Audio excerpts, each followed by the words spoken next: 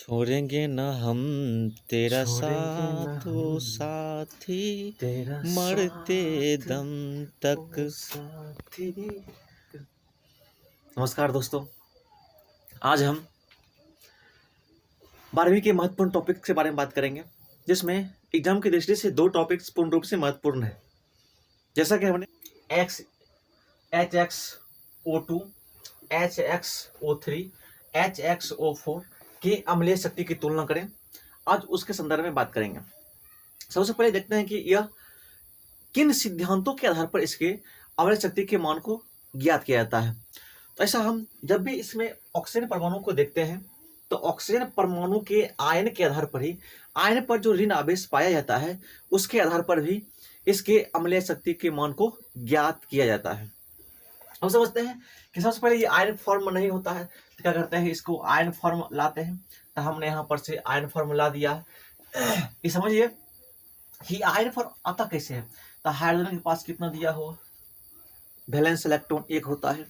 अब valence electron 1 होने की वजह से उसका ऑक्सीकरण संख्या कितना होगा, +1 होता है। इसलिए +1 के विरोध में क्या बनेगा, -1। इसलिए +1 के विरोध में क्या बनेगा, -1।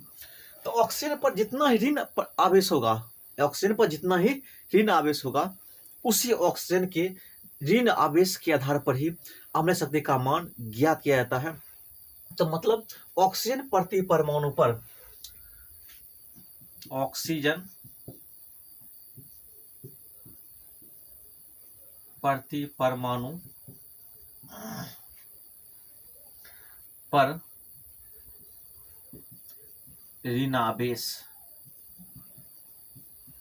बराबर क्या होगा, ऑक्सीजन पे कितना दिया, -1।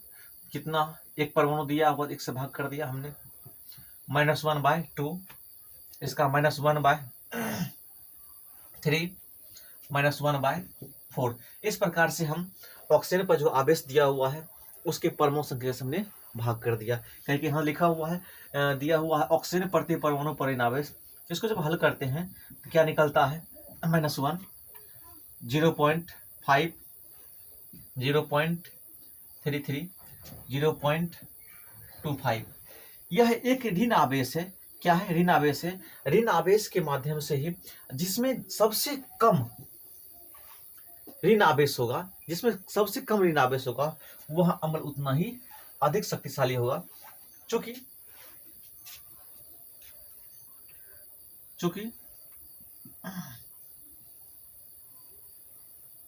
XeOF4 में ऑक्सीजन प्रति परमाणु पर सबसे कम ऋण आवेश है, जिसके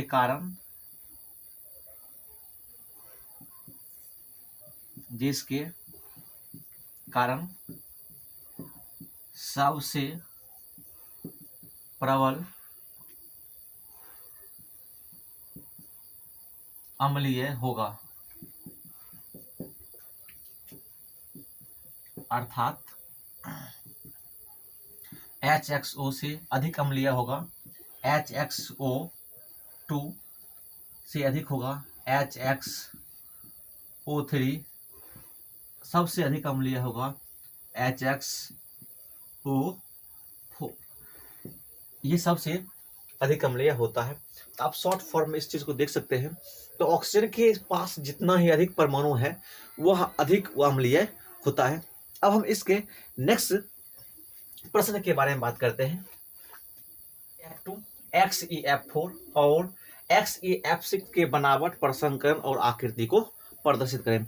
सबसे पहले हम XeF2 के प्रसंकरण को निकालते हैं। तो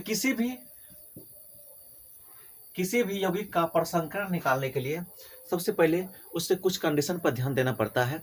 हमने इससे पहले वाले वीडियो में प्रसंकरण के पूर्ण रूप से नियम को हमने बता दिया था।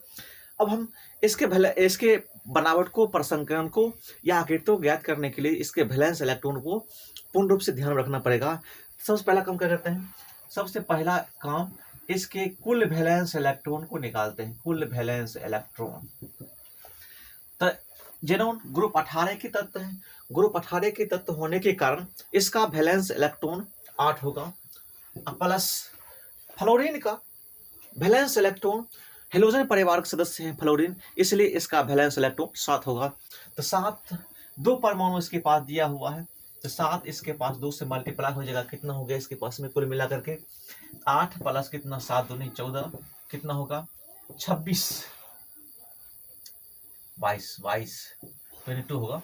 ठीक है, अब हम चूंकि हम जानते हैं कि एक अष्टक में इलेक्ट्रॉन संख्या होता है 8, तो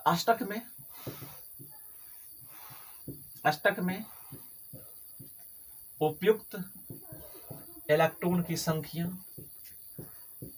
बराबर कितना 8। हमारे पास इलेक्ट्रॉन संख्या कितना दिया हुआ है 22, तो हम कितना अष्टक इसमें खत्म कर सकते हैं, लगभग 2-3 हो सकता है। तो 8 3 कितना 3 लेंगे तो ज्यादा हो जाएगा 24 हो जाएगा, इसलिए हम क्या करेंगे इसको 2 ही लेंगे। 2 तो क्या होगा 8 2 16 इलेक्ट्रॉन खपत हुआ।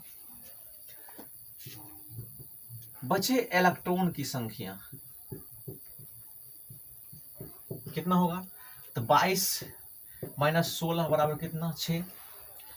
इसमें जो ये इसके माध्यम से जो अष्टक 2 बार रिपीट होता है, इससे बनता है bond pair BP, bond pair बोलते हैं। जबकि इसके पास 6 इलेक्ट्रॉन दिया हुआ है, like as 3 lone pair, 3 LP बनेगा। अब कुल ऑर्बिटल जोड़ते हैं, तो बॉन्ड पेयर को लोन पेयर के साथ जोड़ देते हैं। कुल ऑर्बिटल बराबर कितना 3 2 बीपी प्लस 3 एलपी, कुल मिला कितना हो गया 5। तो हमने प्रसंकरण के चैप्टर में बताया था जिसका ऑर्बिटल संख्या 5 होता है, तो उसका प्रसंकरण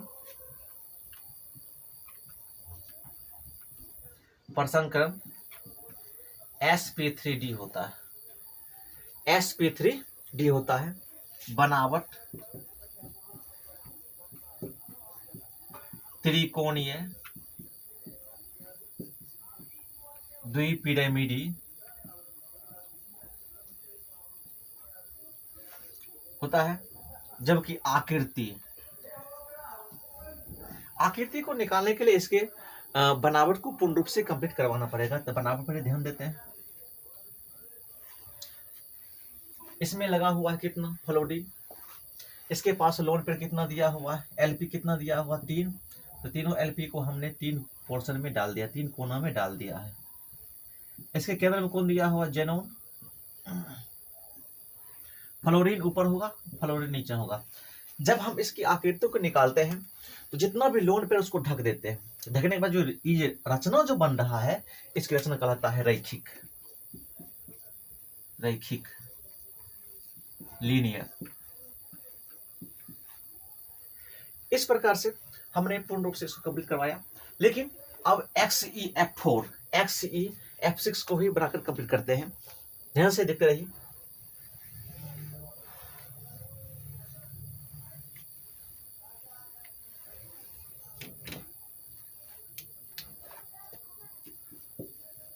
XeF4 वही कहूं, कुल मिलाकर के वैलेंस इलेक्ट्रॉन को निकालिएगा। तो कुल वैलेंस इलेक्ट्रॉन कितना 8 प्लस जेनॉन का वैलेंस इलेक्ट्रॉन कितना होता है 8, फ्लोरीन कितना होता है 7, 4 परमाणु दिया हुआ, 7 को 4 से मल्टीप्लाई कीजिएगा, तो 7 मल्टीप्लाई कितना 4, 8 प्लस कितना 7 चौक 28, 28 को जोड़िएगा कितना होगा 36। अब देखते हैं कि अष्टक में कितना इलेक्ट्रॉन को हम खपत कर सकते हैं। 8 को अब 4 से मल्टीप्लाई कीजिएगा, कितना बनेगा बॉन्ड पेयर, इसमें कितना बनेगा 4 बॉन्ड पेयर। नहीं तो यहां से देख लेते हैं इसके पास कितना दिया हुआ है परमाणु, जितना परमाणु हो उतना अष्टक का इस्तेमाल करना है, जितना इसके पास में परमाणु होगा उतना ही अष्टक का इस्तेमाल करना है। तो अष्टक में उपयुक्त इलेक्ट्रॉन की संख्या कितना 8 गुना 4 बराबर कितना 32 इलेक्ट्रॉन। बचे इलेक्ट्रॉन कितना हो जाएगा इसके पास 36 इलेक्ट्रॉन माइनस कितना 32 इलेक्ट्रॉन, कितना बचेगा इसके पास में 4 इलेक्ट्रॉन। लाइक एज कितना लोन पेयर बनेगा 2 LP बनेगा यहाँ पर से। यहाँ कितना बन रहा है 4 BP। कुल ऑर्बिटल कितना हो गया ऑर्बिटल्स की संख्या 4 BP प्लस 2 LP इजकल तो कितना हो गया 6। तो प्रसंकरण क्या बनेगा इसका क्या बनेगा sp3। इससे 5 वाला क्या बन रहा था sp3d। 6 वाला कितना बनेगा sp3d2। कितना बनेगा 2। बनावट कैसा होगा अष्टफलकीय है। आकृति दोस्तों आकृति निकालने के लिए सबसे पहले बनावट बनाना पड़ता है। तो बनावट बना लेते हैं पहले यहाँ पर से। बीच में दिया हो जेनोन,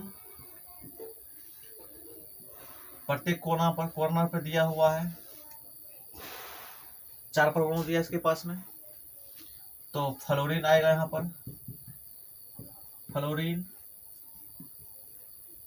अब इसके पास लोन पेयर कितना दिया है लोन पेयर दिया है 2 इसलिए ऊपर सीधा पर लोन पेयर आएगा नीचे सीधा क्या होगा लोन पेयर आएगा इसका। तो कुल मिलाकर के इसका आकृति जो बनेगा लोन पेयर को जब ढक देते हैं क्या बनता है इसका वर्ग समतलीय आकृति बनता है वर्ग समतलीय। दोस्तों अब लास्ट देखते हैं XeF6 का।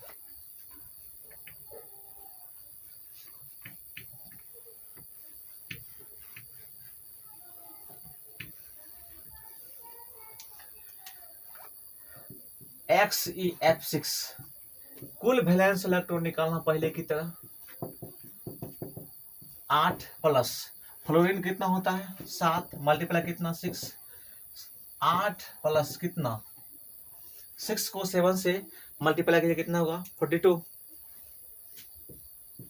कितना होगा टोटल 50। ऑक्टेट में कितना अष्टक में ऑक्टेट अष्टक में उपयुक्त इलेक्ट्रॉन की संख्या या तो आप यहां देख सकते हैं जितना इसके पास में फ्लोरीन है उतना अष्टक यूज करेंगे। 8 को मल्टीप्लाई कीजिएगा 6 से कितना हो जाएगा 48। कितना BP बनेगा 6 से BP 6 से BP बचे इलेक्ट्रॉन्स है कितना कितना बचेगा इसके पास में 50 minus 48 equal to 2 like as 1 LP। Total orbital कितना होगा टोटल ऑर्बिटल्स इजिकल टू कितना 6 bond pair plus 1 lone pair equal to कितना 7। प्रसंकरण क्या होगा इसका हाइब्रिडाइजेशन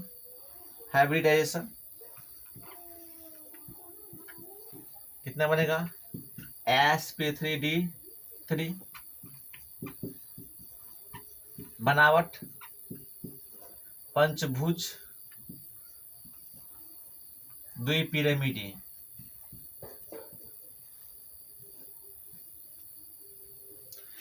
आकृति देखते हैं।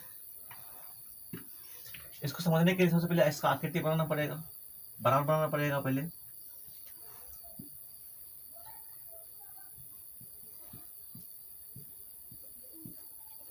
इसके पास दिया 6 फ्लोरीन हर एक जगह फ्लोरीन करना पाएगा।